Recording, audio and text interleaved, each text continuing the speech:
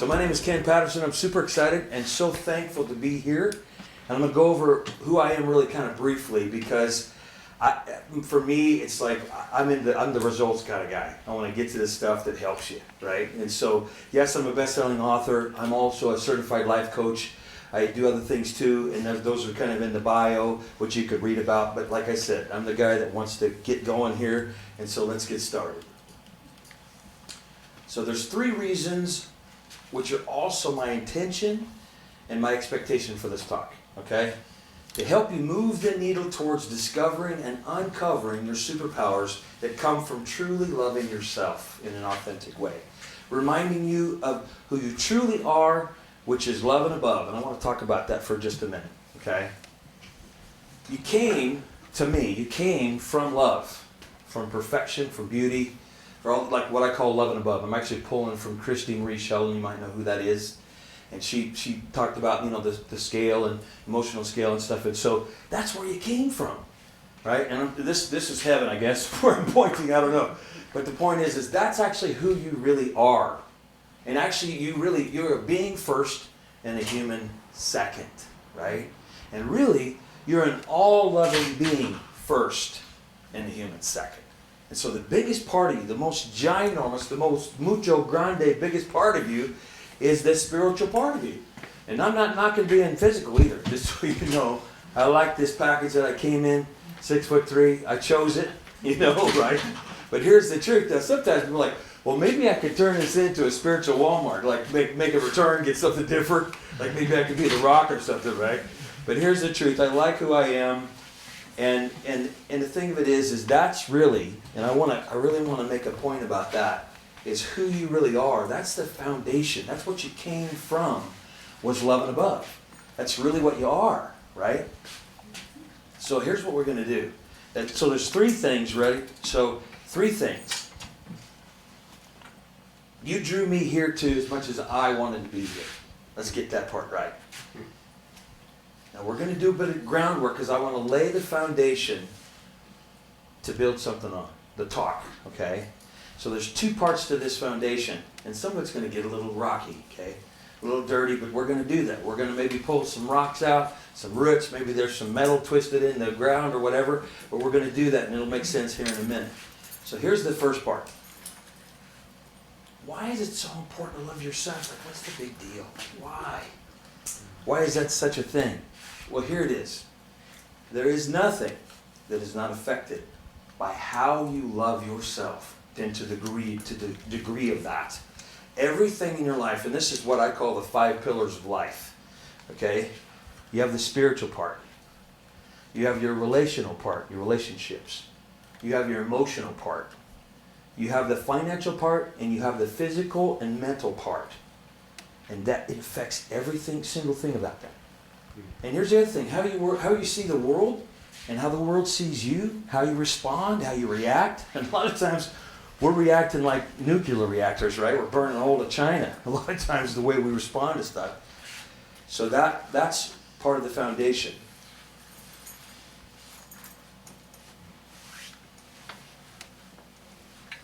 You came from, again, this pure foundation of love, right? What we're going to do here now is we're going to continue to work on the ground, and what we're going to do is we're going to go to doing some side effects. Okay? This is something I came up with because here's the thing with most people. If you're anything like me, you know a lot more about what you don't like, what you don't want, right, than you do about what you want. It's just a natural thing. It's like, even when I've coached people, I'm like, what do you want? They're like, I know what I don't want, And if I'm talking about relationships and stuff, a lot of times it's like, well, what kind of guy do you want? Oh, well, I know what kind of guy I don't want, right? So that's really kind of paramount with people. So here's what we're going to do. We're going to go over, and just like the TV does, the radio, pamphlets you get, side effects may include or not limited to, this will be the following. Okay? Not knowing what is affecting or infecting you negatively. Little to no confidence in yourself. There's a big one, right? Not trusting anyone because you really don't trust you, right? Not understanding other people because you don't understand yourself. Not knowing how to pick supportive friends. Boy, there's a big one, right? Yeah. Not knowing what support even looks like for you.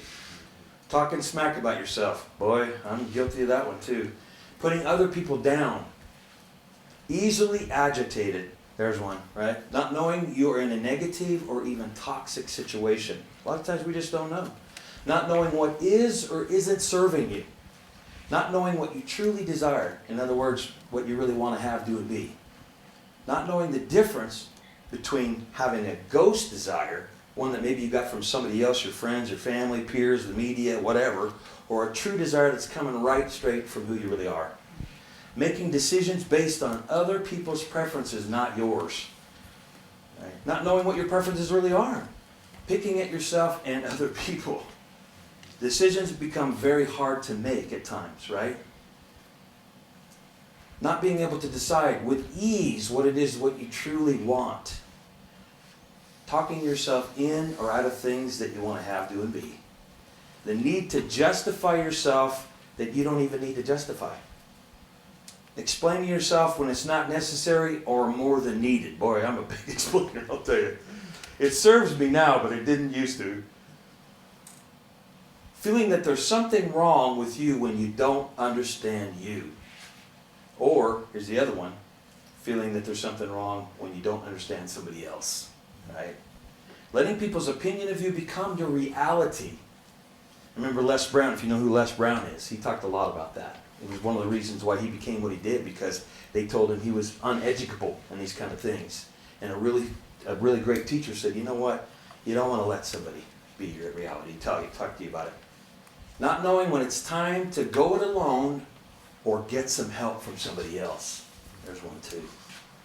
Now, not allowing other people to help you because you don't feel deserving or you don't want to burden anyone. Boy, that runs in my family big time.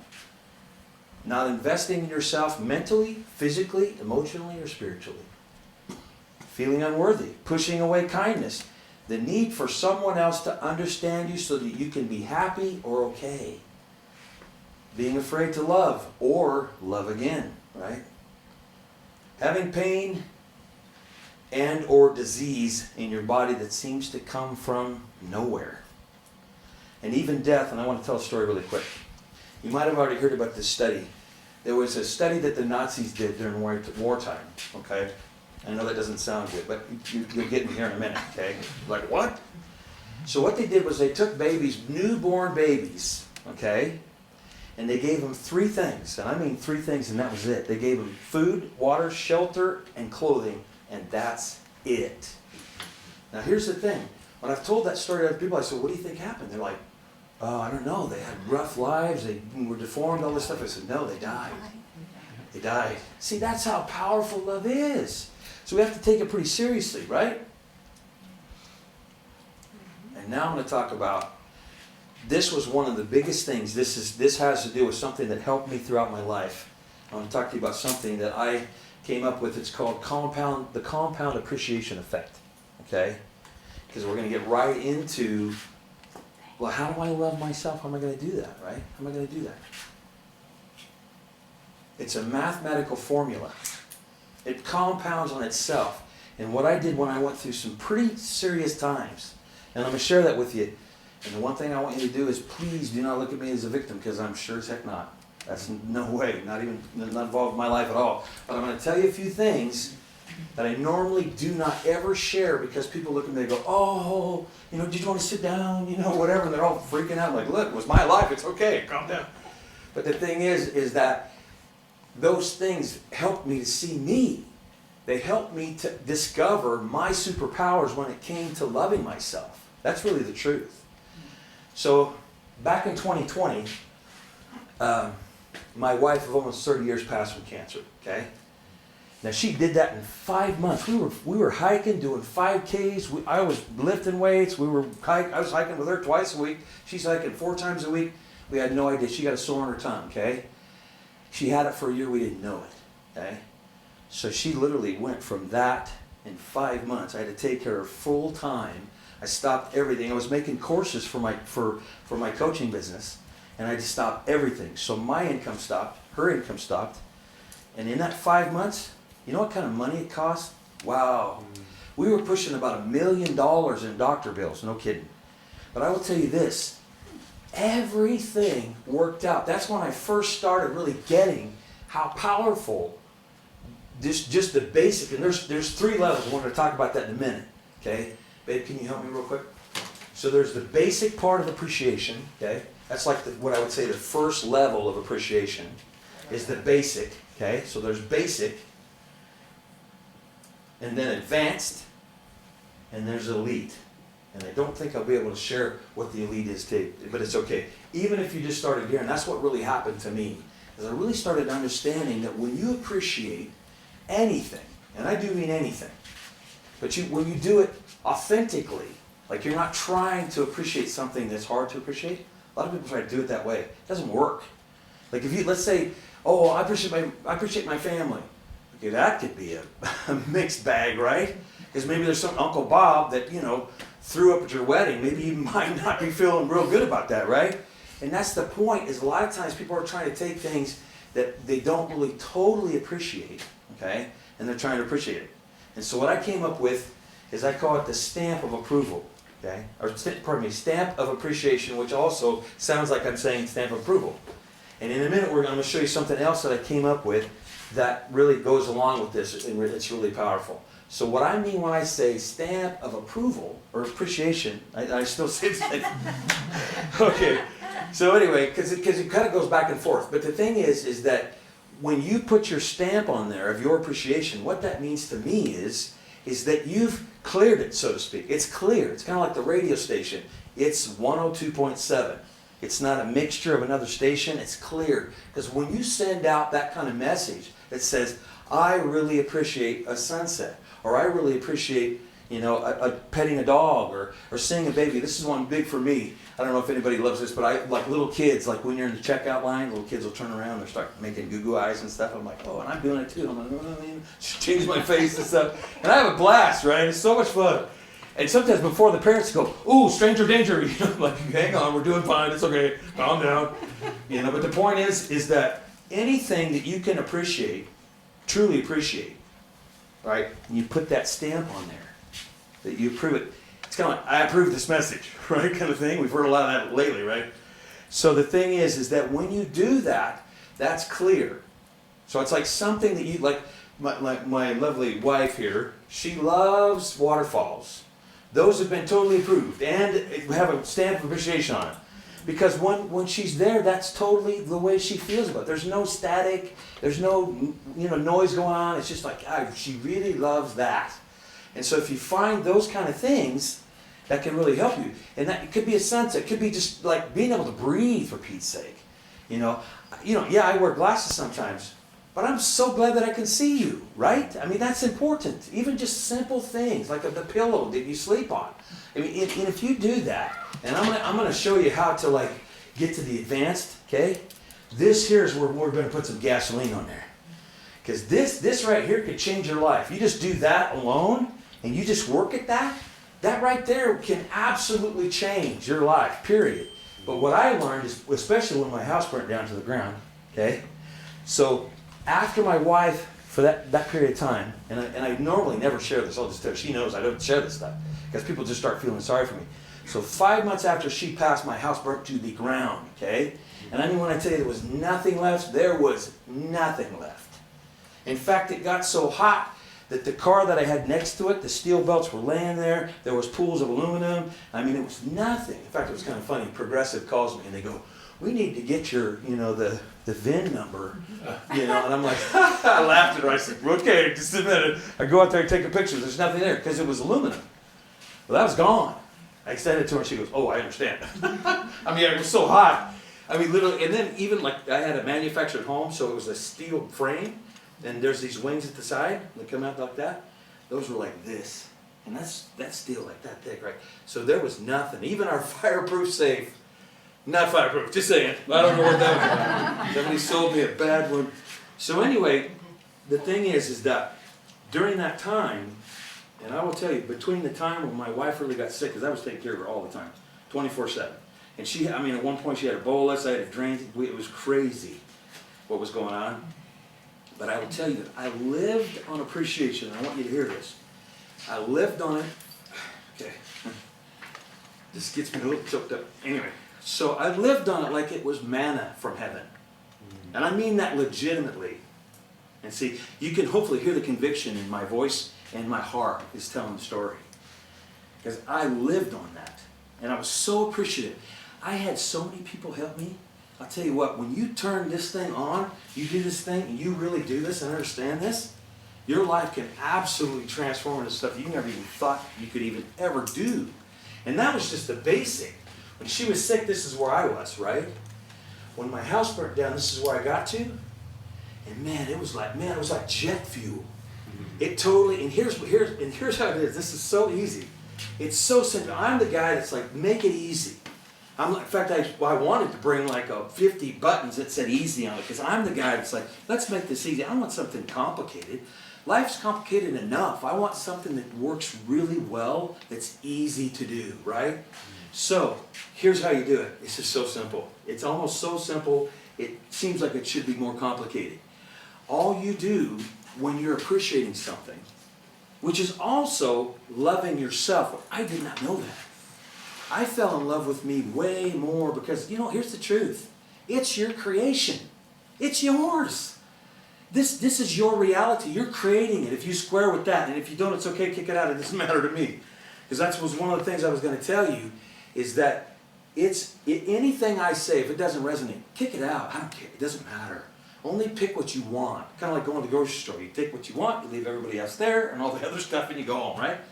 The thing of it is, all you have to do, it's so simple, is you milk it. And I mean you milk it. You talk about it. You tell your friends about it. You post about it. You take pictures of it. And then, this is something I even thought about too, is comedians know this so well. They'll tell a joke early on in their show, right? And then what they do, they just keep milking it again. They'll tell it again. They'll bring it up again. They'll bring it up again. And we're already doing this. I'm not teaching anything that we're not already doing. The other day somebody called me and said, and they were so ticked off, so they almost got hit by the car. They didn't get hit though. It's funny. It's almost like, why are we crying over spilt milk that didn't get spilled? I mean, it's kind of, what? Like, why is it such a big deal? She's like, man, I almost got in the car. And she went on for about 15 minutes. I'm like, wow, see? And here's the problem with that. She's milking it, but she's milking something that she don't want more things like that in her life. But that's what happens, because when we start doing that, and see, all I'm literally doing is just milking something so that I get more. And I might even be saying that wrong. It's like a lemon. When you squeeze it, when you talk about it, when you write about it, when you post about it, you're just appreciating your own universe, right? And I do believe it is the universe. It's your universe, right? With the Y-O-U. And that's why my company name is Youtopia, because I absolutely believe that this is yours. This is your creation, right? And so the more you square with that and you really buy into that, and then you milk it, and then people would probably be I would probably bore the crap out of them with how I'll bring it up again. Like something will happen with us. And we do that all the time, don't we? But it's like, man, that was really cool that they did that. That was awesome. Somebody washed my window the other day. I pulled up to get the gas, and the guy's like, hey, let me get your window. I'm like, wow, that's super cool. Didn't even ask him to do that. And then I just milked it and talked about it. And we talked about it again and again. Even small things. It doesn't matter. I don't care. Little baby turns around, looks at you, and you just keep squeezing that thing and talk about it and write about it. And people are doing that anyway. They're doing it. They're actually doing it with stuff that they do not like, hate, and want to obliterate. That's what they're doing. And they don't know it because they think, oh no, I'm just telling you what happened. Okay, well fine, but what, did you want more things like that? If your car blows up, yeah, and I understand stuff happens, right?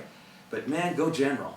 There's a time to be a detective, and there's a time to go general. Sometimes you just want to go, yeah, I had a little trouble with my car. In a minute, I'm going to show you a technique. It's called redirecting, and it's about changing the narrative, and it's super powerful. We'll get to that in just a bit. So there's 3 levels, and sometimes you can even go like, this is silver, that's platinum, this is gold. However you want to look at that. Now I can't get into this one here because I just don't think I have time to do that. But here's the point: is that when you do this and you give your stamp of approval here, even if you just got this one down, and you look, see, the other thing too is is that you'll start seeing more and more, you develop a proclivity to start seeing more and more things to be appreciative for, because it's a natural thing. And not only that, because you are love and above, it's a natural thing. It's your natural way. You want to appreciate your own creation, right? And this is one that I thought about the other day. I thought, this is my creation of which I am well pleased. Doesn't it have a nice ring to it? It's like, yeah, this is mine. And here's the thing, what am I focused on? What am I putting my attention on? That's the deal, right? And so now I would like my wonderful assistant to come up, and she's going to write some letters here. Here, I'll have it. We doing good so far? Mm-hmm. Okay. I know I'm not supposed to ask you questions. Sorry. Anyway, so what this means, what we're going to do. So I came up with this, and I didn't even know. See, okay. If you ever made like maybe a cake, or you know somebody, I know DeLacy's done it. We used to be in the restaurant business back with my wife before DeLacy. And she would throw stuff together. She'd be like, a pinch of this and a handful of that and whatever. And people like, I would ask her, well, what'd you put in there? Oh, she didn't measure or anything. Sometimes you don't know what's working or why it's working until you go back in. So what I did was I took appreciation and I just took it apart.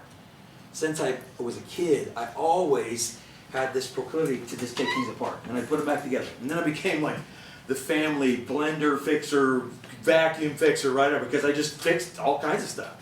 And then I shifted that to life and to myself and to people. And so here's the thing. The first letter, okay, stands for focus. Now again, this is a formula that I used, and I didn't even know I was using it. I had no idea that I was using it. That's the first one, focus. The next one is interest or intention. Okay? You're so pretty. She got dressed just to do this. I was like, whoa. Anyway, sorry. Attention, okay? And then time is the last. She just writes better than me. That's why that's happening. Okay? It's beautiful handwriting. And then time. This last one is time. Now, if you... I'm going to get it. Oh, is that a good pen? Thank you. So, this is the way that everybody loves, okay? The world according to Ken. By the way, if I didn't say that, this is the world according to Ken, okay? Now, here, if you go like this, and you go like this equals love. See, the universe doesn't really care. If you're focusing on something you do not want, that doesn't matter. When you have a focus and you're showing interest to something and you got your attention on it and you give it some time, right? That's love. It doesn't matter what this is. You got to choose what that means. What do you want to focus on? What do you want to be interested in? What do you want to put your attention on? Because when you're doing that, you're loving. That's it. This is what you're doing. It's kind of like kids. I don't know about anybody else. I got kids, and they would sometimes negative attention. We all get that, right? They wanted some attention, so sometimes they would give negative attention, right? The universe is like, okay, you're doing this, aren't you loving? Isn't that what that is? If I do these 4 things, am I not loving? Am I not loving something? Now, whether or not I want more of that is irrelevant to the universe. The universe is like, hey, we're just going to do this, right? So now this word is really cool too. Check this out. Okay, now that's fiat, right? You know what's really nice is that just happened. I didn't even know it until I started doing this. Is fiat stands for things like a formal approval or a formal authorization, an edict, and also fiat currency. And no, this isn't a fiat as in the car, okay? It doesn't stand for fix it again, Tony. That's not what it stands for. Anyway, so the point is that right there goes right along with what I'm saying. Because this is like a currency way of doing it too. And see, appreciation, and I haven't got into that, is that appreciation is like this. When you appreciate something, okay, that appreciates. And then when you then it goes again and it starts multiplying. And all I literally did with before we were talking about is that all I did was just kind of I put gas on there, and then automatically, because it's a mathematical formula, it started working more, because now I'm 10 times in it. Because all I did was every time I would, totally milk it like a cow, and then all of a sudden more things came in to my life, and then more things, and then more things, and I could just bore the heck out of you. After my house burnt down, you can ask DeLacy, they threw money at me. I'm not even kidding you. And I'm not bragging, because I had no idea. But anything anybody ever did for me, I was so thankful. I don't care, it was $5, $2, just, hey, by the way, do you need a couch? And see, because there was nothing there. I'm done.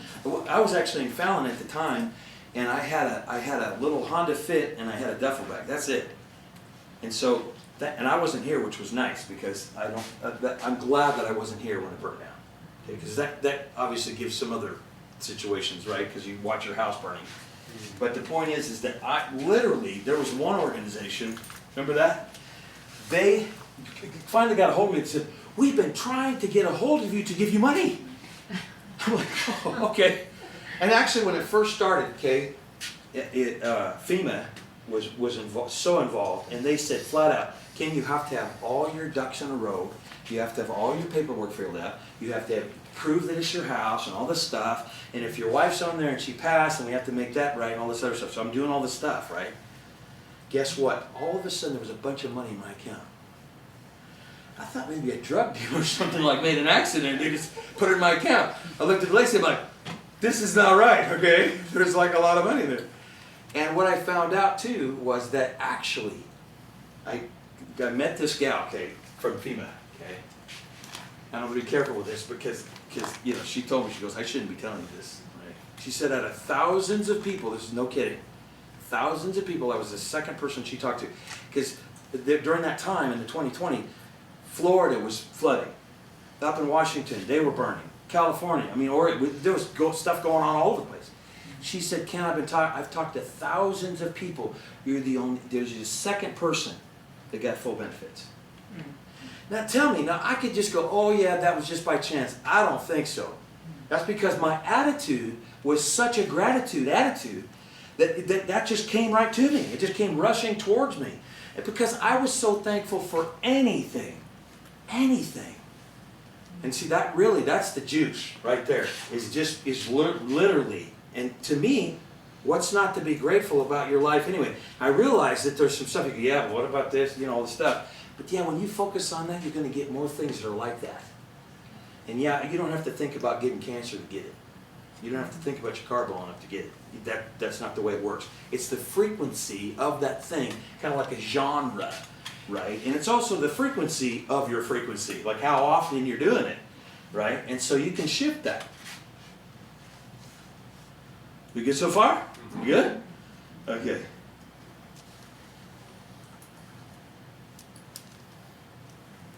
Sometimes I talk more than I'm on here, so hang on. Okay.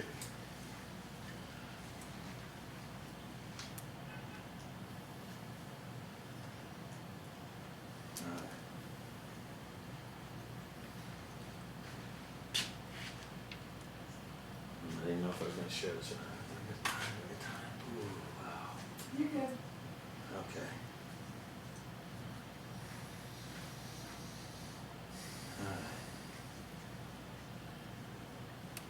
Now, I could talk way more about that, but I'm going to get into something I call the emotional GPS. Now, this is really awesome, and this helped me so much, because what it is that in your gut, you're designed to utilize your emotions to know where you are, right? Now a lot of times so there's an emotional scale, okay, and there's different ones. Some of you are probably familiar with Abraham Hicks, maybe. She's got one, Power versus Force. Christy Marie Sheldon had one too, and really it's just there's levels and stuff like this. Down here is like depression, complacency, that kind of stuff. And then it goes up a little bit and you got anger and revenge and all this stuff. And up at the top, it's love and above, right? Well, here's the thing. If you don't know where you are, which a lot of people do not know where they are emotionally, then how are you going to get someplace? So here's the deal, is that built inside of you is this thing that can help you. Well, here's another example. Let's say you called up a travel agency, right? You say, I want to go someplace. They go, okay, where do I go? I don't know. Call us back. Okay. Right. You call back and you go, I know where I want to go. Okay, well, where are you? I don't know. Okay, call us back when you know, right? Because if you know where you are, then you can go from there, right? If I don't know where I am, how am I supposed to get anywhere? And your GPS doesn't care where you came from. You just plug it in and it goes, okay, from where you are now, it's going to be, 20 miles, whatever it is, right, to get to where you want to get.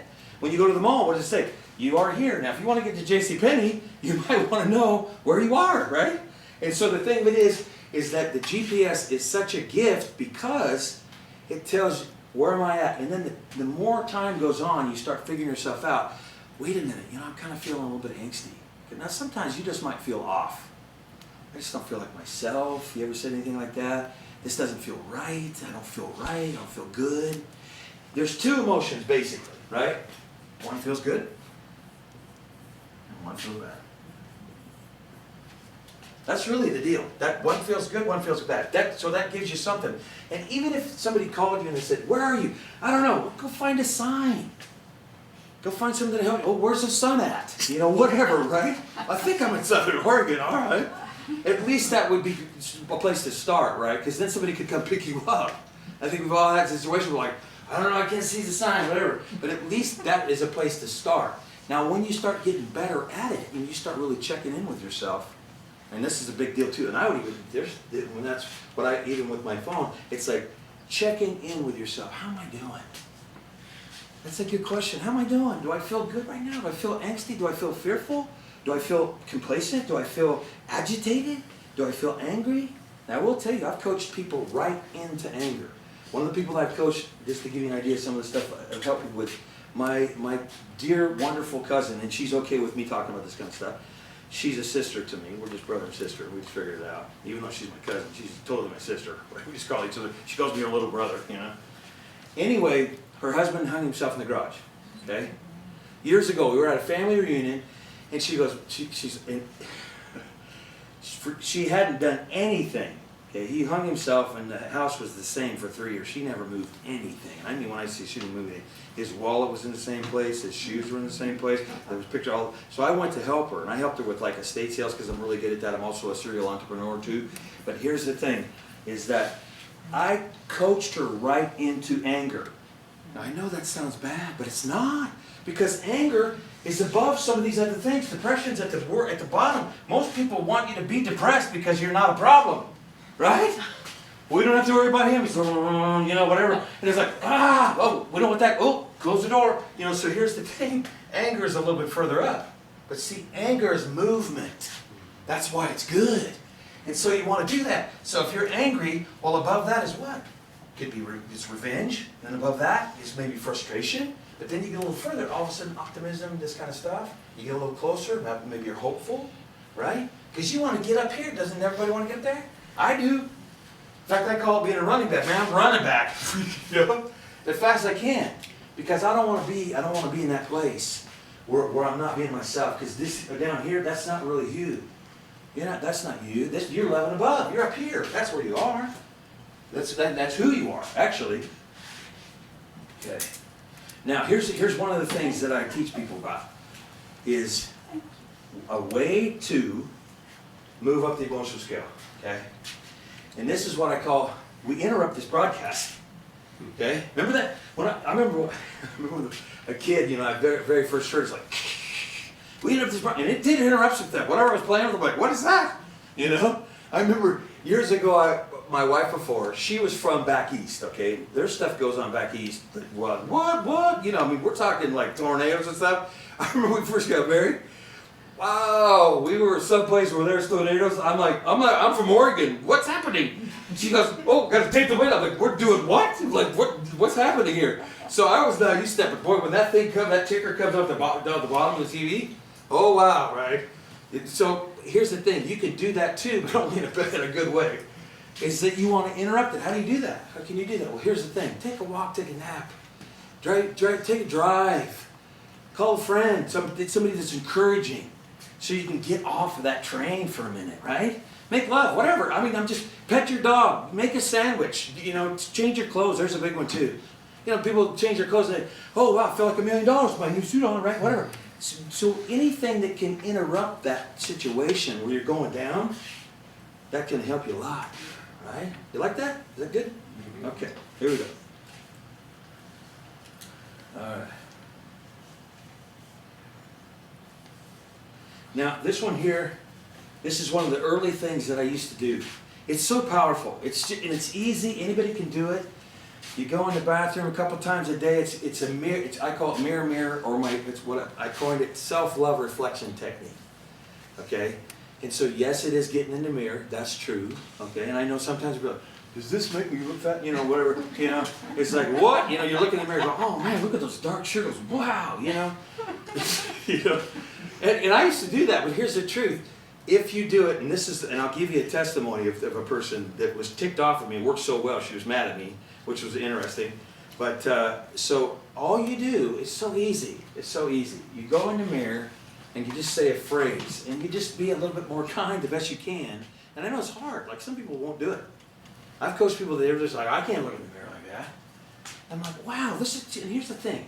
This is the package you chose, isn't it? Nobody made me be 6'3". Okay, I came through my parents. That's the way I see it. You understand that part? I didn't come from my parents. Not to be disrespectful, because I love my mom and dad crazy, right? My dad passed about 9 years ago. But here's the truth, is that this is the package I chose. But I will tell you, when I was young, in fact, I'm working on it right now. My back is curved. You know why? Because everybody was shorter than me. And I wanted to be shorter than me. And I did not like me not being shorter.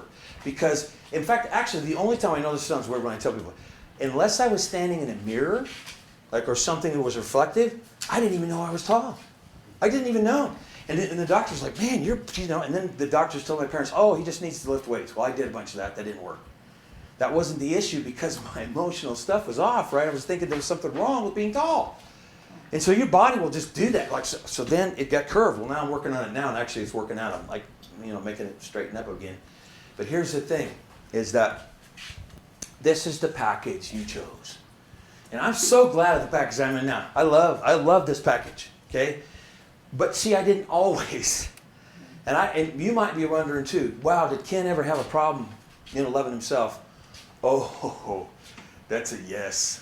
I literally thought, this is no kidding, I'm not even making this up. I thought I was stupid, period.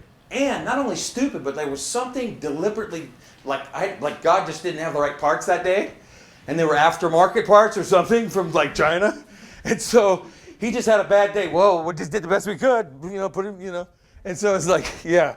So I totally did not love myself in any way, shape, or form. And see, to me, that makes me a really good guy to talk about this, because that was a journey back home, right?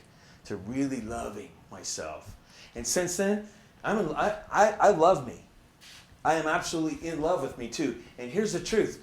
This person here, right? I love her 1,000 times more. Why? Because my foundation is squared away, right?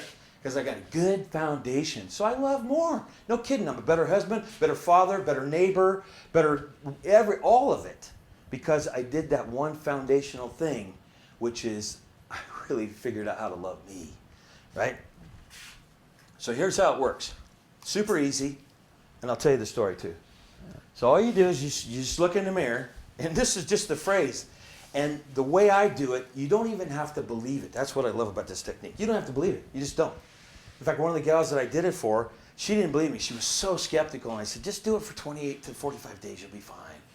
And she was ticked off at me, but that's just sidebar. She's like, oh, this is stupid. And I said, well, just bear with me. Just do it for 28 days. You can do it. And all I did was, this is all I told her, is that I totally, entirely love, forgive, and accept myself right here, right now. And then what I would do is I'd look in that mirror. And I'd be like, yeah. And I'd be looking back at me and I'd go, yeah.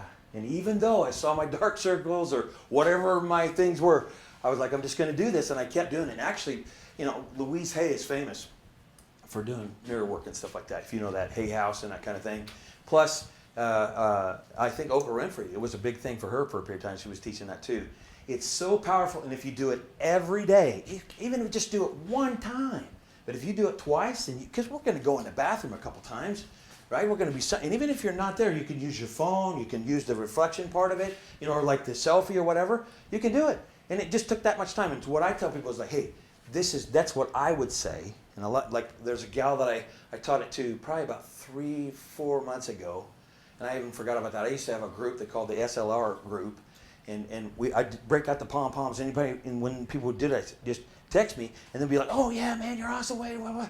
And that really helped, because when you have like a posse, if you will, and they're all kind of together doing it, then everybody's like, yeah, and they're all rooting for each other and everything. But even when I didn't do that, my friend, okay, she wasn't in that posse, so she was doing it. She did it on the 28th day. She calls me, and she was mad. She goes, I got a bone to pick with you. I said, whoa, what's going on? We've been friends for years. I'm like, wow, she's like a sister to me. She goes, we got to talk. So I get the phone. I'm like, all right, what's going on? She goes, that stupid thing you had me do. I'm like, what? I didn't even know what it was. She's like, yeah, that stupid mirror thing. She said, you know what works so good?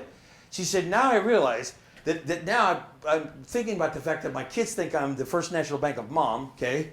And my husband, he's been on the couch for months, whatever else, he does nothing. And then she started realizing that when your value raises, if everything doesn't come up to that, you start seeing it. And you start going, whoa, that doesn't square anymore with me, right? And so that's what happens. You elevate your value because you're loving yourself. It's just super simple, right? And so then one of the gals I taught today, she didn't say the way I say it. She had the back end of it, but she said, I have beautiful hair, I love my skin, all this kind of stuff. And so the thing that's beautiful about it is that 28 to 45 days, that's what the experts say, and I agree with that. You make a habit. So what really I'm doing is I'm just using the fact of the habit to reprogram the way I'm thinking about stuff, right? And so that's all it is, and that's why she didn't have to believe it. She didn't have to agree with me at all. And then the fact that she was so ticked off at me really says something, because it worked for her. And I'm not saying and that's why I give more than one thing to help you, because I'm not saying it's for everybody, because it's not. But definitely it can work, but you want to make it your own. So the thing is, I totally and entirely love, forgive, and accept myself, or you can say you, however you want to do that, right here, right now. Okay?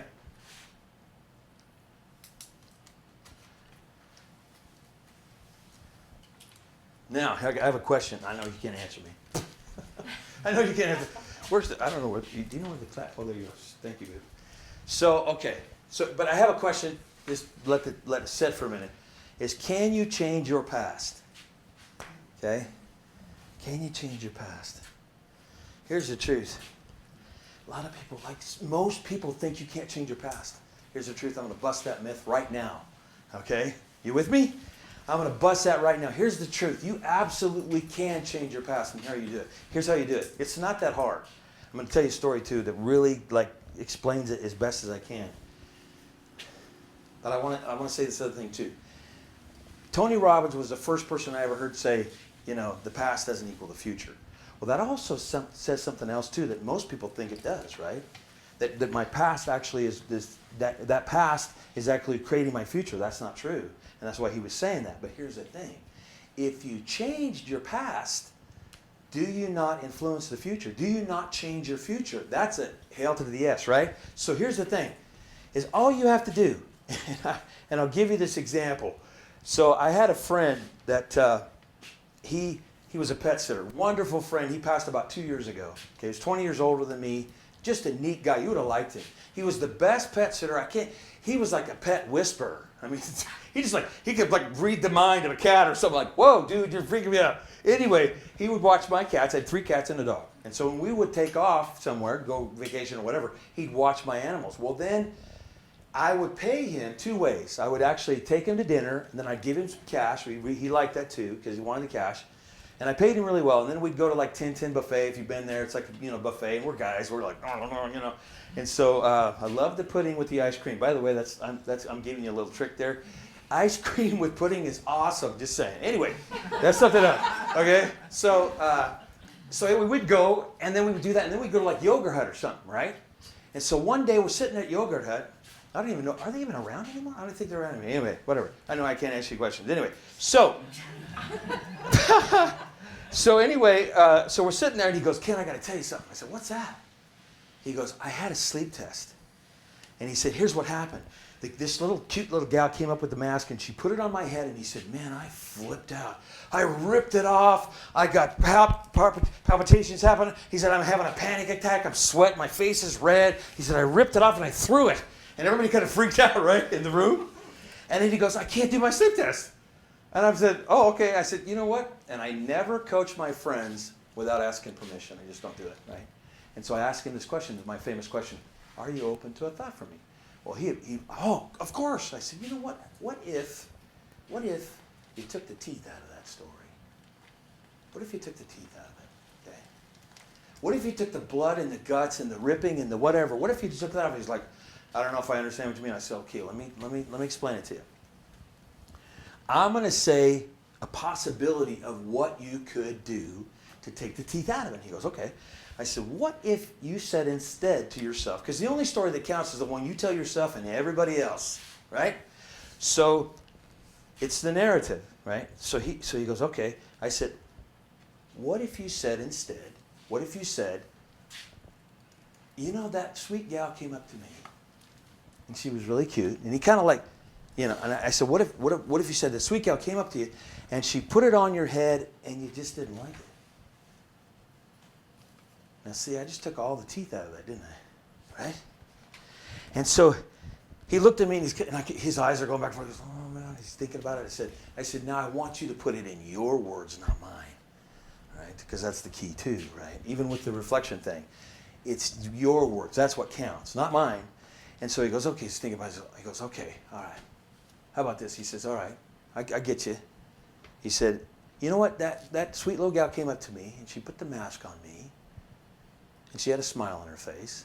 Notice he changed it, you know, right? Smile on her face. And he said, I just didn't care for it. And I said, okay, I want you to freeze frame that right now. I said, what do you feel right now? And he goes, wow, that feels so much better. That feels so much better to me. And all he did, what did he do? He changed the way he was looking at his past. Is this true? Yeah? That's what changes it. It's how you see it. It's not what happened as much as how I take it in. Right? And here's another example of that. In families, you know, like something can happen in the family and everybody's got a different position, right? And it's something I teach called the 3P soup, okay? It's a 3P soup method, and I can't get totally into it today, but here's the thing, is that when you, even if I change positions here, let's just do it right now. So if I walk over here, okay, I'm going to see certain things that I don't see, true story, yes? Over here. I mean, that's just, you know, I'm just doing a little geographic thing with the, right? So if I'm changing my position, do I not change my perspective and my perception, right? And that's all he did. That's all he did. That's how you change the past. So this thing about you can't change the past, that is just, I'm sorry, it's just BS. It's just not true. It's not true. So, hang on. So here's the thing, is that he called me that night. I wanted to finish the story, okay? He gets on the phone, he goes, hey, Ken, I got to tell you something. I said, what, man? You practically dropped the phone. I'm like, what? He's like, I did my sleep test, and everything went fine. See, that's the power of changing your story, period. That's the truth, right? He literally was able to do it when he couldn't before, all because he just changed that story. Isn't that cool? Isn't that cool? And see, I've done that, man. I've helped a lot of people with that kind of stuff. Is you just change the narrative, right? Now, this is going to be fun. What time is that? Oh wow, this is good. This is good. I'm actually on time. This is good. I had no idea. I know I was going to make a time. I can't wait. Here's the thing. All right. So, I have to admit, I wanted to add this last part, okay? Because I thought it was going to be fun to think about it, and it's more catering to like the superhero situation, and from the standpoint of like superpowers, right? And so here's what I did. So I'm going to go over some stuff of some of the potential superpowers that you can have. Okay, I just thought this was going to be kind of fun, right? Okay, I hope you guys enjoy it. Okay. And as you love yourself more, the more superpowers will be revealed to you. Because as you fall in love with you more, then all of a sudden you go, oh wow, these things, there's these other things that are potentials. And all it is at the end of the day, I could really sum all this up as you are love. That's where all the goodies are. That's all the stuff, right? It's just, that's the way that it is. Now, I'm going to go over this. So here's one of them. The ability to bend your reality like steel, okay? Right? Laser beam focus to expand what you want to have, do, and be. Invisibility to things that don't serve you. And I know I'm playing with, Wonder Woman, right? She had the plane, it was all invisible. So that's kind of thing, right? Unshakable, unbreakable faith. There's a big one right there. Bulletproof peace beyond understanding. Having unlimited magnetic pulling power for your desires. I don't know if anybody, the X-Men, they got the Magneto and he puts his arms up and all of a sudden, pots and pans and cars and whatever are moving towards it. So I'm kind of was having fun with that anyway. Lightning fast understanding. The ability to mimic or benefit from any person's superpower. Here's what I mean by that. Napoleon Hill, one of the founding fathers of self-development, okay? There's a lot of different people. He wrote Think and Grow Rich. He wrote Keys to Mastery. They're all different. He had a bunch of different books, right?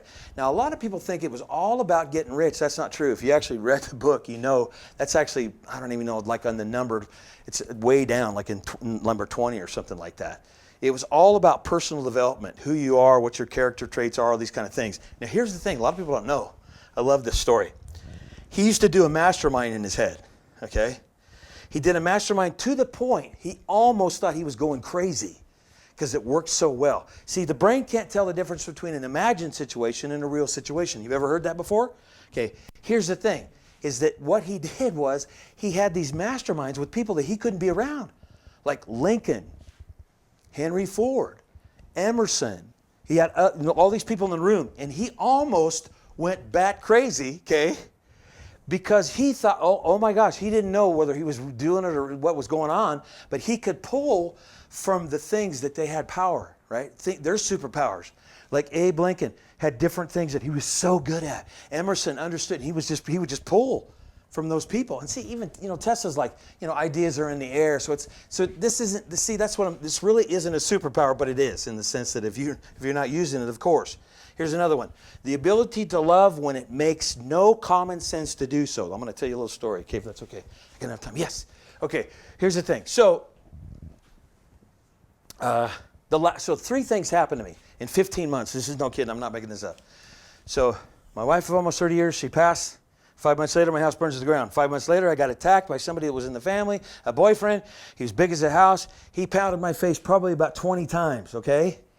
Put me in the hospital. Black eyes. He broke a tooth. I cracked a rib. And, okay. The only reason I'm telling that, again, please don't think I'm a victim because I'm sure as heck not. The reason I wanted to tell you that is this one reason here, okay? Is that the ability to love when it makes no common sense. When he beat on me, I learned about me. Now, I know that sounds crazy, but I learned me. And here's the truth, and I'm poking myself in the finger so I don't cry, okay? But I'm just telling you, right? What happened is that I knew I couldn't not love him. Does that make any sense? Just because of what he had done. And the other thing is that there was no way, okay? There was no way that I was going to fight back unless I chose to do so. Does that make any sense, anybody? I chose to not do it because I was not angry. And it was almost like a meteor. He hit me, blindsided me. I didn't even know. You could have told me, Ken, you got hit by a meteor. I wouldn't have known any difference because he blindsided me, which really, I didn't even see it coming. I'm on the ground. He's pounding me. And I'm like, why are you hitting me? Why are you hitting me? I felt no pain whatsoever. And, oh, by the way, I got to use a technique that I didn't even know I could do. Another superpower. I'll just be honest, right? Here's what I did. I pulled out of my body. Now, see, I didn't even know you could do that necessarily. I'd never done it. I pulled out of my body, and I'm watching myself getting pounded on. Because, see, here's the thing. This isn't me. If you follow me? This is what this is what I'm in. But it's not me. And so here's what happened was I pulled away, and I'm thinking, he's not hitting me. He's hitting anybody that's ever done anything wrong to him. Does that make sense? That's why he's pounding me. because I was a threat to him, because I married her, and that wasn't squaring with the family, okay? And we got sued and a bunch of weird crap, and I won't get into that, but the point is that I pulled away, but here's the thing. I saw my love. I saw my love. Because I wasn't going to fight him because I did not want to. Because you can't make me fight when I don't want to. It's my choice, not that person's choice. It's mine. And by the way, I didn't have any pain. This is true. She'll tell you, even the doctor's like, you don't have any pain? I don't have any pain. The doctor's like, you sure you don't want some painkiller? I'm like, it's okay. I'm fine. We went to the hospital. My face looked like they hit a train, didn't it? It was bad. He broke a tooth, all these things, and it was all swollen and everything. I had black eyes and everything. But, I had no pain, till the next day, okay? And even that wasn't that big of a deal. I'll just be honest with you. Here's the point to it all, is that, you can't make me not love. That's just the truth. And see, I saw that love in me. I was like, wow, okay, that's awesome. See, without that, and I'm not saying you got to do that. You got to get beat up to figure some stuff out. You don't. And I'm only signing up for the contrast that I want, right? But at the end of the day, see, he couldn't do that to me, as I was going to make that choice. And, oh, by the way, it so worked out that I didn't touch him, because we would have had a bunch of legal stuff that was going on because we were on his property. And I was leaving. And so here's my point, is that all worked out the best way it possibly could have. And it served me, and I want to say with all the things I've told you, which I don't share this stuff, this is true. Okay, you guys, I'm pulling back the curtain. I don't share this stuff because I don't want anybody to feel bad for me, because I will tell you that every one of those things that happened in my life, I am so grateful beyond comprehension. In fact, and I know that. I wasn't even going to teach this. I was not going to teach this. And I'll give you one. Do I have like a couple minutes? Okay. So here's it. Okay, well, I guess I was just trying to make sure that I was getting to the 8 o'clock. So here's the thing. Okay, and I will definitely poke my finger on this. Okay, here's what happened. So we were in Escondido, and we have a timeshare there. Beautiful place.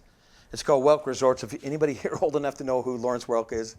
Yes, okay, there we go. All right. So we're there, we're having a great day. By the way, and the reason I'm doing this is I'm hot, and I get pretty jacked up, and so I'm sweating. So I apologize for that, because normally I don't sweat this much. But anyway, so we're there, and it was during the time that the Palisades were on fire, okay? And so I'm just a big kid, so there's a big slide, and I'm going to go on that, and I'm jumping in the pool, and I'm jumping in a hot tub, and we're just having a blast, right? And DeLacy's like, I'm going to hang out on the chase lines. I'm like, okay, cool, I'm going to go play. So I go over to the hot tub, and I sit in it, and boy, there's a lot of really wild things that happen in a hot tub, I'm just saying.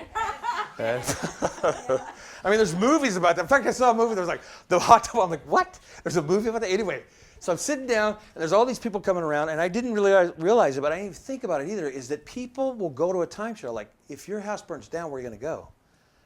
So you go to the timeshare. Right? So there's all these people. Well, there's this family that came in. They all had like really dark hair. That, they looked like they were maybe from like Eastern, like maybe Saudi Arabia, something like that. They were all kind of going around. It looked like it was a grandma and a sister and a dad, and he was on this side with his kids, and they were running around. And his wife came over, and she sat down. Had this just jet black hair. And so somebody says, hey, man, these houses are burning down. I said, oh, yeah, my house burnt down in the Alameda fires, and it was one of the greatest things that ever happened to me. Well, this chick over here, she sits down, she goes, well, how's that? And she leaned right in, she's like right into the hot tub, and she's like coming towards me. I'm like, whoa, can't really give her like the bumper sticker answer, right? I got to like say something to mean something. Little did I know, her house had just burnt down 24 hours before that. Well, see, if I would have known that, I would have never said a word. It's like, yeah, that's too raw. We ain't touching that, right?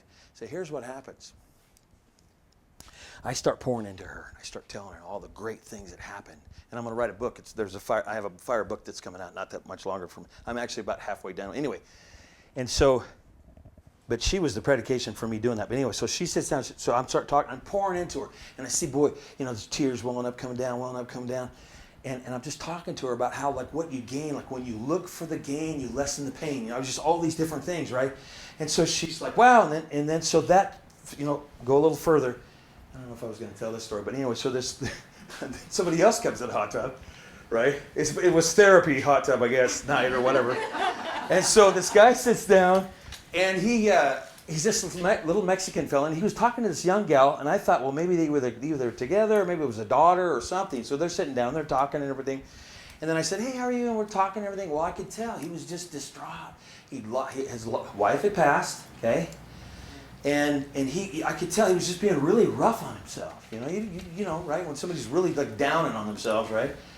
And I was like, dude, I said, are you open to a thought? My famous question. And he goes, yeah. And I start talking to him. And I start telling him, I said, dude, you're fine. And I didn't know it until Lacey told me that in the Mexican culture, I guess, from what she said, the butterfly thing is like a thing, right? Like from the cocoon, right? When it's in the chrysalis and that, and then when it sprouts. So it's like, I guess with the quinceañera or whatever, is that okay? So I start, and I had no idea. It just came to me. I said, dude, literally, you're like the butterfly. And I'm talking to a guy, okay? 6'3" guy talking about a butterfly to a guy. It's like, oh. But anyway, I was like, I'm just going for it, right? So I said, you know what, dude? I said, listen. You're like that chrysalis. I said, you in there, you know what it is before the butterfly gets going? It's goo in there. It's nothing. It's not one thing or the other thing. But here's what's coming in. Flight instructions, we're going to put some, there's going to be some, wings and stuff like that, because we're going from a crawling thing to, like we're got to get rid of the shoes and all, whatever, because we don't need that. And so we're going to do, colors and all these things coming in. Well, here's the thing. So I'm talking to him, and he looks at me, and he goes, man, I got therapy just sitting here, right? Well, but see, what was cool about that was because my wife had passed, and I saw that differently, and I don't even say that. Here's the thing. I don't say I lost my wife. I say my wife passed, and there's a reason for that. And if I had more time, I'd maybe share that. But here's the thing, because I don't believe lost, that is a misunderstanding all day.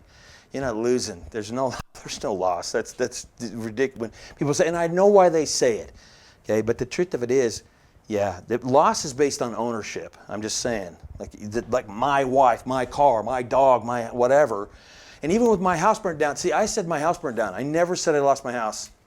I didn't, because that's not true. So part of that, truth sets you free there in that situation. So anyway, fast forward the next day.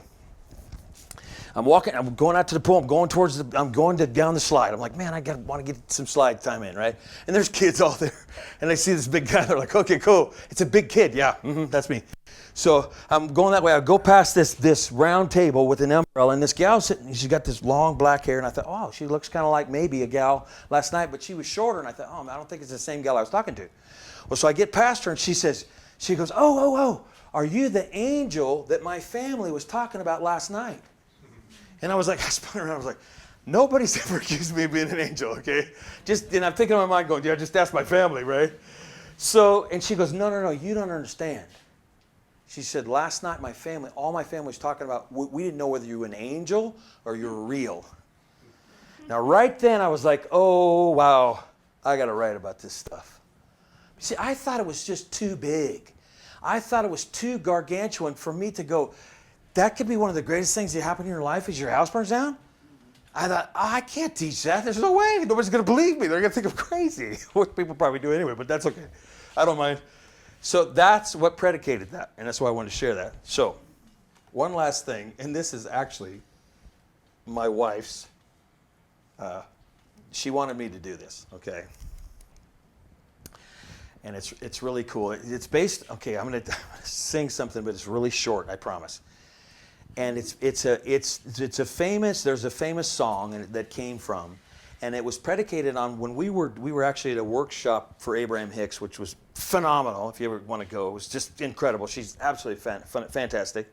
And so we're taking a break. It was like a 15-minute break, and so I go out and I'm trying to find something to eat. Right? I got to fill up this 6-foot thing.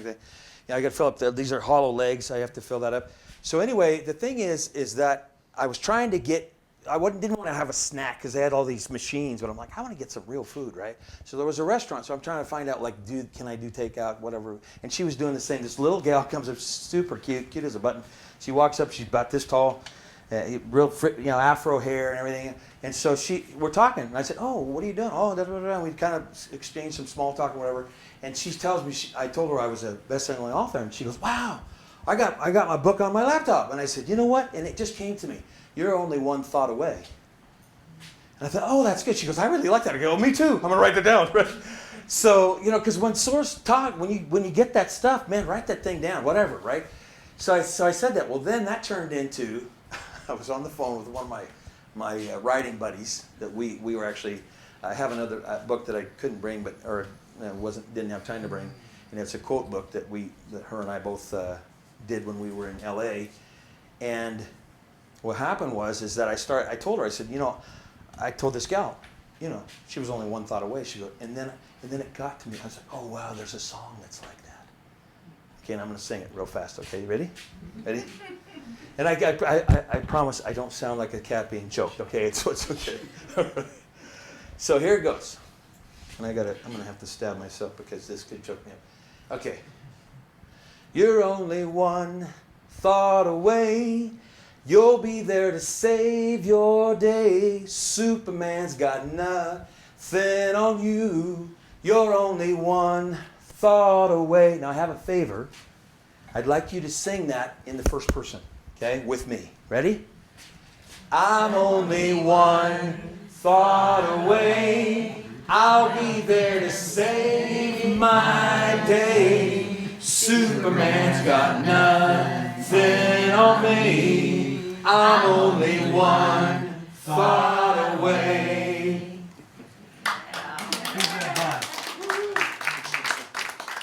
Okay, so as far as connecting with me, it's pretty basic.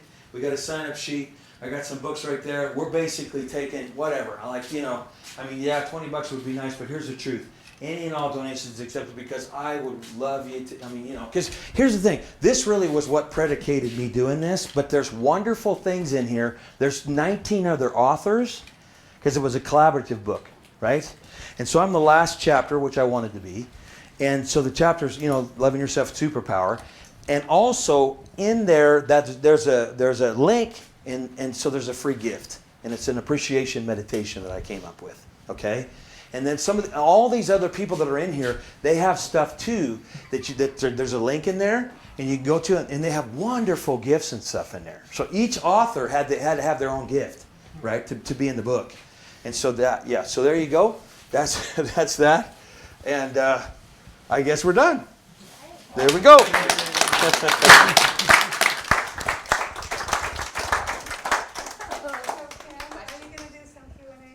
Yeah. I just meant that part. Yeah. Okay. I'm not walking out the door. We're all good. We're on a good. Okay. So.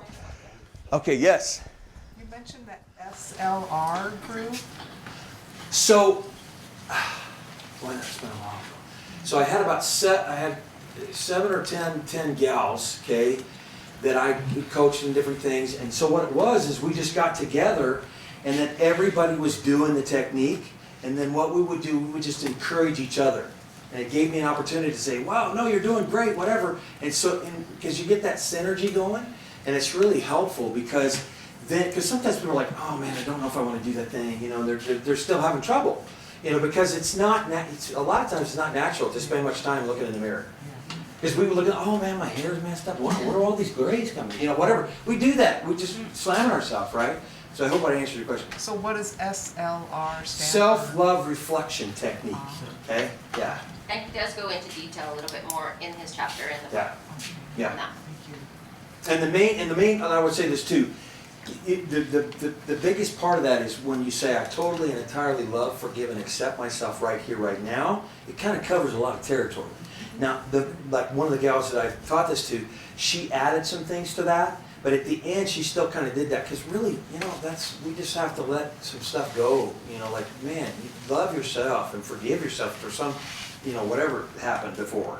So anyway, hopefully I answered that. Yes, thank you. Anybody else? Is that a club that's open to others or more? That was just one of those. That was something I did a while back, and then it kind of, I'm not doing it now. Not that I wouldn't do it again. I just haven't been doing that. But I would be open to something like that because I was very involved, and now the apps are better anyway too, so that you're not maybe like WhatsApp or something would be a good place because then you're not getting because part of the thing people didn't like is it was popping up on their phone all the time because we were doing it because I was doing it at least once or twice a day, and so they would be like, oh yeah, way to go, because some people would do it at different times. Like maybe they got in their married 4 o'clock and maybe you got your married 9 o'clock or whatever. So yeah, so. Anybody else? For the amount of time to spend in your mirror, it just is to say your little spiel to yourself? I would do it many times, okay? But that's just the approach that I had. And I would point to, oh, and the other thing too, and that's what she's right with that, is that we have a tendency to look back and forth. Even when we look at people, a lot of times we get close to them, we go back and forth, and I learned the power of pick an eye. Pick an eye and stick with it, okay? And there's something else that Delacey and I do, it has to do with eye gazing. So we call it coupling, but it does help because if you look in this eye, that's actually from that part of your brain, right? And when you look from in this eye, then that comes from that stem, from biologically speaking. But it's nice because then you're not just going back and forth, and it just kind of helps out a little bit, as to where you're not shifting, that kind of way.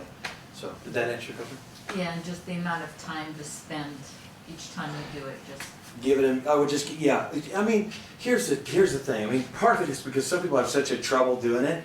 I was just trying to get them to do it like once or twice.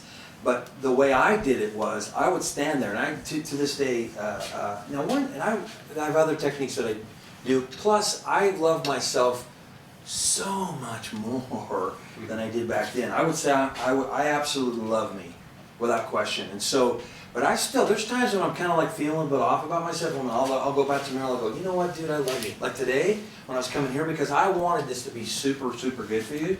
And I also, my intention was super strong. I was hoping that everybody would get just a seed, a nugget, an aha, maybe a reminder, because we need those to remember. I love that word remember, because we remember that we're a member of the elite, right? And the one thing that I didn't say to you guys that I really want to do, and I want to do it now. Here's the way I see it, okay? I keep poking myself because some of this is pretty close to my heart. Here's the way I see it. You are phenomenon. You're a masterpiece. You are the cosmos walking around in a dress and flip-flops or Reeboks or whatever. You're a wonder of wonders. In fact, you can't even be explained. That's how phenomenal you are. And there's more. I have more words. Okay, you're limitless and all kinds of stuff like that too. But here's the thing. That's what you truly are. And the other day, I actually shared with a young gal that right there. And man, I'll tell you what, just for a few minutes, I was just telling her that there was nothing wrong with her. Never has been, never will be, right?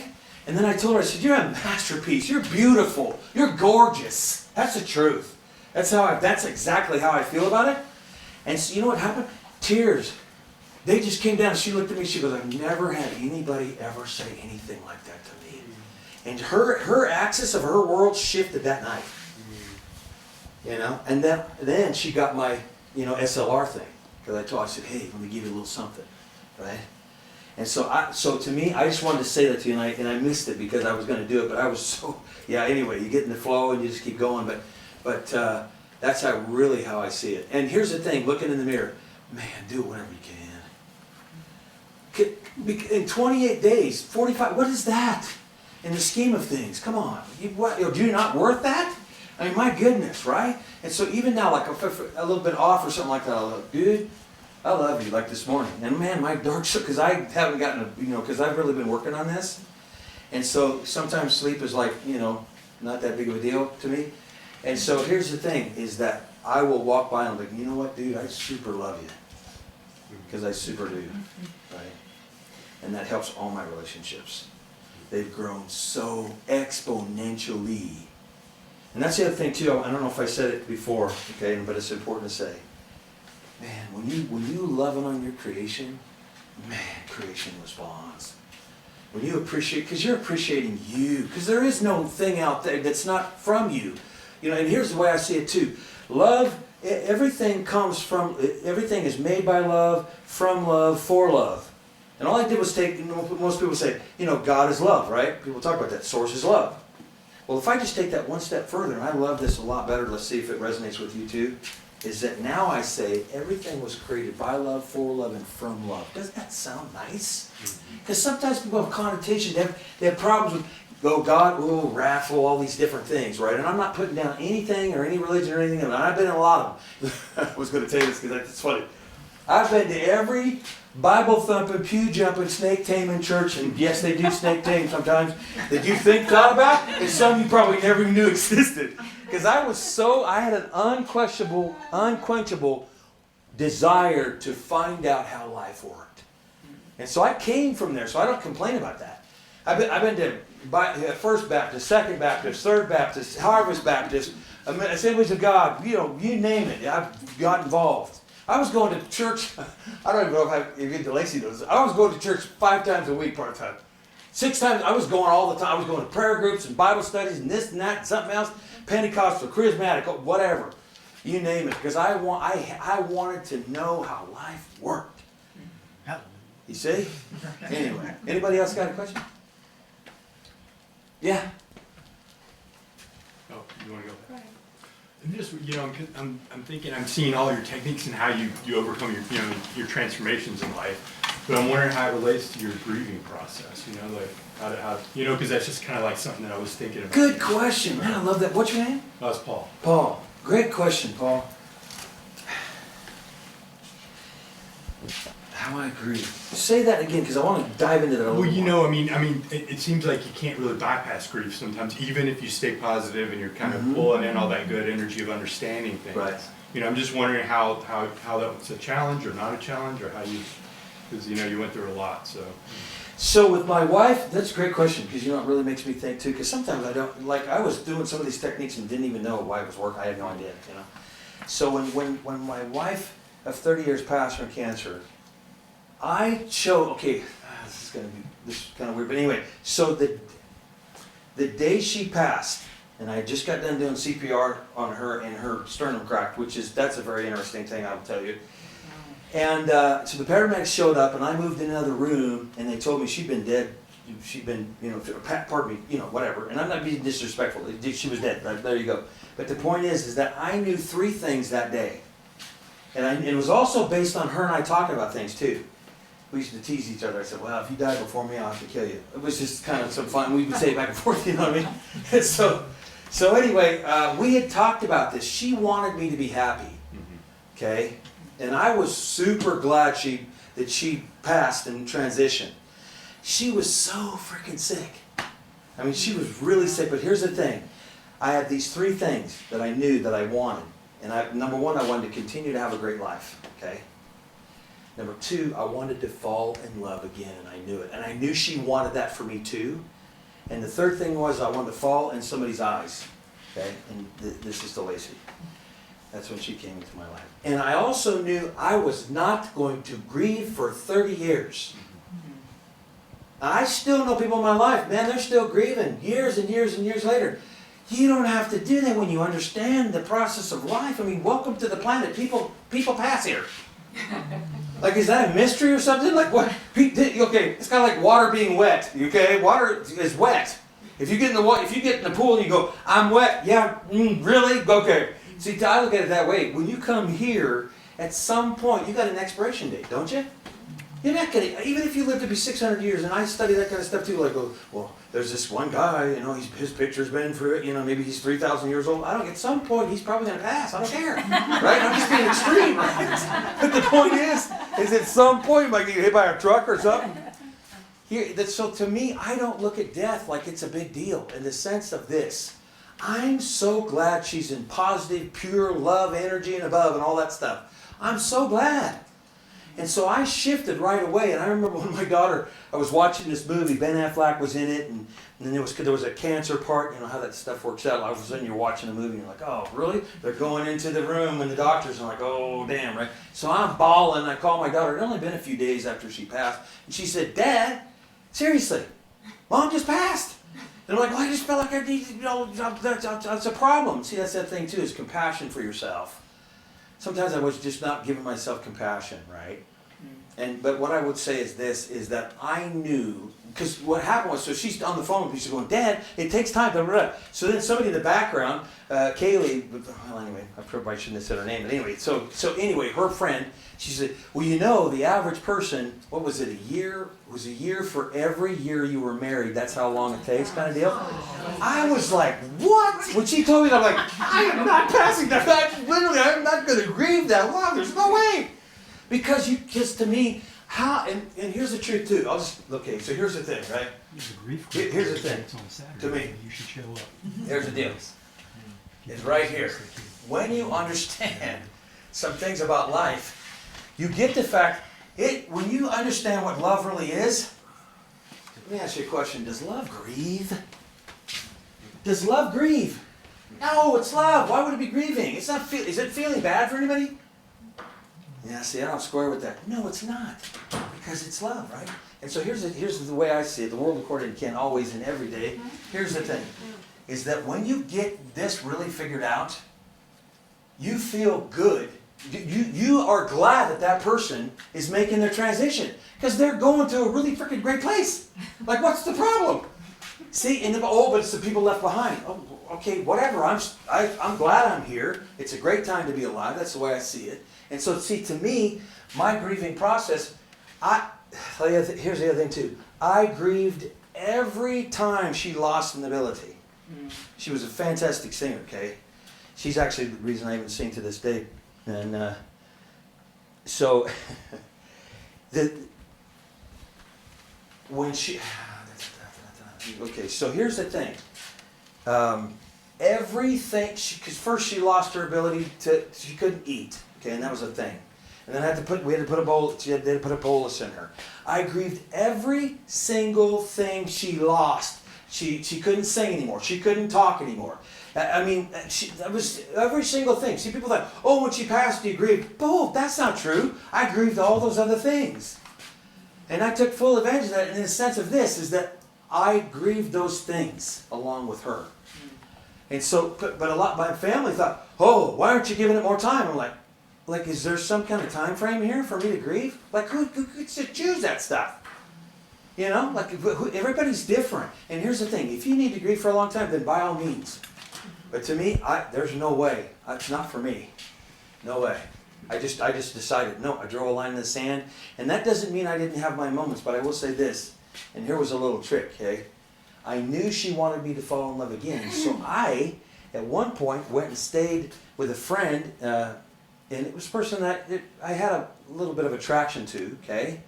And so I ended up spending the weekend a couple times, and we just, there was no shenanigans or anything. But the point is it's like, I stayed there and it helped me, because when you can get your focus on something else for a little bit, it starts pulling away what you think you lost. Does that make sense? And so that helped me a lot, because then I was like, oh, and we even thought about dating. That lasted all about 2 seconds. But the point is, she just wasn't the person. Lacey was the person for me. And so, but my point is this, is that really, really helped me. And I don't know if that helps you, but it really helped me to, I started looking at something else, right? And not going, because what people do is they just go, this really sucks. They just go over it, and they think about it. Oh, she's gone. Here's the trick. Oh, there's that thing too. Yeah. Thank you for asking, because you really opened up a can of worms. So here's the thing. You could make them real. I didn't even think about that until I made her so real that I was kissing her at night. She was taking showers with me, and I'm just getting real. We're all adults here. It's fine. But here's the thing. I made her so real. And here, you can make somebody real. Have you ever, A Beautiful Mind, Russell Crowe, anybody saw that movie? Yeah. He literally, sometimes he would ask people, he's like, hey, is that girl over there, is she real? Because he couldn't tell. He literally came up with all this stuff that wasn't even real, or was it? And that's my point, is you can absolutely make a 7-foot rabbit. Jimmy Stewart was in a movie, remember that? And so, you can make somebody so, if you're going to do the one-off thing with somebody, then do the one-off thing. My mom's that way, but you can talk to that person. That is a misunderstanding. Here's the truth. Because you listen with your heart, with your gut. You're not listening with this anymore. You're not seeing with this. You're seeing with your eyes here, this eye, that kind of thing. That's how to me, if you want to make that person real, and you don't want to marry anybody else, whatever, then by all means, why not make them real? Because they're with you. Abraham Hicks talks about all the time. Esther, Jerry passed a while back, right? She said, man, he's always around, right? She's like, whoa, And because they can go through walls and stuff, right? It's like, and they don't wake up in a bad mood, right?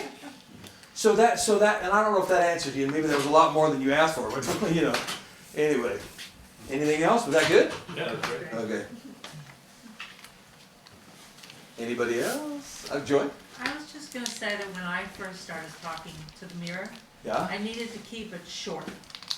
I didn't know how much I wanted to say. Sure. So I would just say, Joy, I love you, There you go. and be done with it. Yeah. And then as time went along, then I got more, more talkative. Yeah, more chatty. And I would say because I really think back when I was first doing it, I would have to say that I think part of the time I just was getting out that one line. And then as I started doing it more, then I was like, hey, let's take a little bit more time, you know? Maybe I can appreciate something else. And everybody usually has, women are like, oh, I just love my nails, whatever. So the thing is that everybody's got something, right? Everybody has something, like maybe it's their hair. Like, see, I've always appreciated my hair because my dad, he would curling it, doing his hair, whatever else, and he was a salesman. And so he really appreciated his hair, and I kind of think I got that from him. So there's things about everybody. Like, I appreciate that I have long arms because I can reach stuff and all kinds of things. When she gets a hand, I can, no, that's a joke. I'm throwing it. Would it hug me? I don't think I'm like that. But I also have some scars there too from hitting stuff, because I'm tall. But no, yeah, it's interesting stuff. But I would say, as time goes on, and even I did with running. Okay, I would use this with running. Is when I learned how to run, because we were doing 5Ks and stuff. When I first started really training for that, I would automatically start going, well, maybe I can get to the fire plug. And then when I get to the fire plug, oh, maybe I can get to the back of the Volkswagen. Maybe I can get to, whatever. And because that's a natural thing. Does that make sense? Is you can keep going as you're doing it, you get stronger. And even with the superpowers, when we're talking about that, it's like as you do it, those things will uncover themselves. And you'll discover things about you never even knew. Some of this stuff, are you kidding me? Do you think I even ever thought about being a bestseller? You want to hear that story real fast? How that happened? Yeah. Okay, so I was making courses and stuff before Lori got sick. I was doing courses, and I had one called How to Stay Positive Around Negative People, Especially Friends, Family, and Coworkers. And it was stuff that she was taking to work, she was doing, I was using with my family and stuff like that. Because, man, sometimes you talk to somebody on the phone, they're like, whoa, pessimism, cynicism, all this stuff. You're like, wow, how can I stay positive? So I learned, I had all these techniques and stuff, right? And so I had to stop all that, right? But here's the thing, is that, and now I just lost my train of thought. Where was that, babe? Right, the book. Writing the book. Oh, right. So here's what happened. So I knew I wanted to be a writer. And so I started researching, like writing, way back then, before she got sick. But I read this book, how to write a bestseller in 90 days or less and deal with 10 minutes of madness or something like that. It was a famous writer. He wrote the book, How to Make a Friend in 90 Seconds or something like that. He's a famous writer. And so, but in there it said, hey, don't expect your first book to be a bestseller. So I kind of hung with that, right? I'm like, oh, that makes sense to me. So here about so that book came out last September on my birthday. Isn't that cool? Isn't that cool? Anyway, it was cool to me anyway. So on my birthday last September, came out, before that, before I was writing the book and everything, I'm driving the car. This was like several months before. And this little thought, I don't know how many months before I actually got the book out. Anyway, so I'm driving along, and this little thought comes in. Now, see, a lot of people, there's different thoughts about that. My thoughts are kind of soft. They're not like, really loud. I don't get this clap of thunder and stuff. I don't get that. This little thought comes in that says, why couldn't it be a bestseller? But it was kind of quiet like that. Why couldn't it be a bestseller? And I'm like, oh, okay. And I just didn't think about it again. I get an email from Roger. He's on the cover. This guy is like a legend in the voice coaching. He works with people like Tony Robbins and helps them to speak better, and people that are up there with like Elton John and stuff like that. So he's both voice and for singing and for coaching and stuff like that. And so I get an email from him, and he says, hey, you want to be in my book? It's going to be a bestseller. Well, let me tell you what, I'm like, that's a yes, right? Mm-hmm. That happened right after that. And so that's but here's my point. I was the poster child of the guy that couldn't write a freaking book to save his life. I was so bad in English and stuff like that. I'm like, man, it's a wonder I can complete a dang sentence when it comes to writing, right? So that's the point, is see, to me, when you really tap into who you are, you could do some stuff you never thought you could do. Because I'm doing some stuff now I never thought I could do. That's a fact. But see, as you love you, then that elevates even your intelligence as far as like what you have intelligent-wise, right? Or whatever, like your gifts and stuff. And a lot of those things are dormant. A lot, we have seeds within us. They lay dormant. They're ready to sprout, but I have to have the right kind of, sun, which in things like this, and even watering would be like my thoughts, right? That kind of stuff, my passion. And that could be the sun, for it, whatever. And so that's the thing, is that you will discover things about you that you never thought you could do when you really fall in love with you. That's the truth. As I see it, of course. Anything else? I go, but I love it so much. Well, I'm glad.